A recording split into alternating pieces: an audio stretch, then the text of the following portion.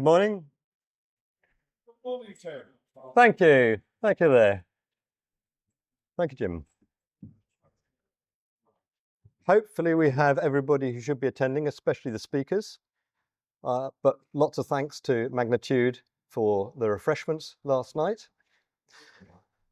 Yes, a nice round of applause, that'd be good. And I welcome you to the 50th anniversary conference of the Federation of Archaeological Managers and Employers.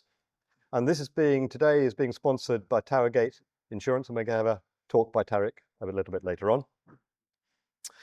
Just to start with, although most of you, or many of you anyway, are familiar with this room and this building, the fire exits are at the rear and at the side there. The loos are at the far end. Coffee and lunch will be served in that room there, and obviously you can spill out into the gardens, and it being a lovely day, I advise that. If it gets too hot, do take your coats off. This here, for those of you who do not know, is a mobile phone, and they need to be turned off or muted, otherwise we have interruptions.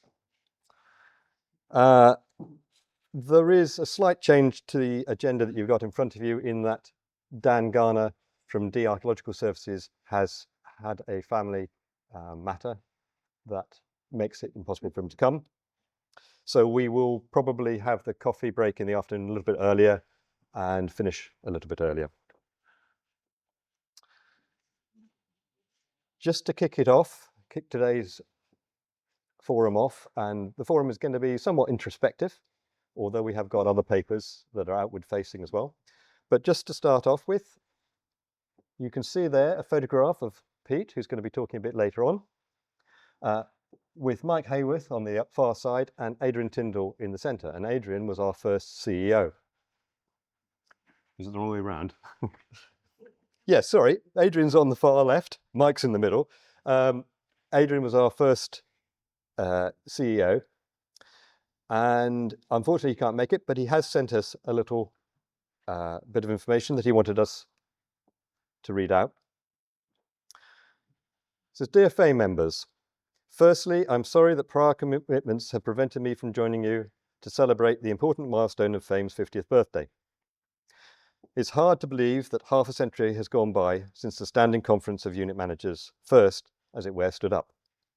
Since then, as SCORM, the Standing Conference of Archaeological Unit Managers, and later as FAME, the organisation has become the voice of archaeological businesses and an integral part of the UK's professional archaeological landscape. Thanks to its energetic and visionary leadership, it has matured hugely, both in stature and in scope, providing practitioners of every kind with the professional support, information, and guidance they need. From its original focus, primarily on health and safety, it has extended its influence into all areas of professional practice, including procurement, contract law, employment best practice, market analysis, innovation, and research. And that last word, research, is an important one.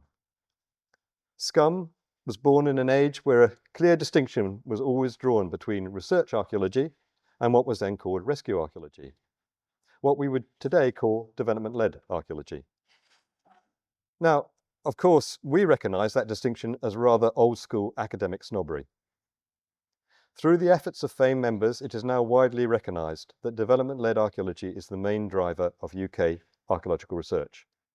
We now, quite rightly and proudly, describe the work of FAME members as development-led research. FAME has truly come of age as the trade association for professional archaeology in the UK. And whilst FAME membership used to be considered an option, now is an absolute necessity for all archaeological businesses. I was honoured to serve as FAME's first chief executive, and I'm very proud to be its honorary life president. I heartily congratulate FAME on its 50th birthday and wish all its members an inspiring conference, and of course, another rewarding and successful half-century.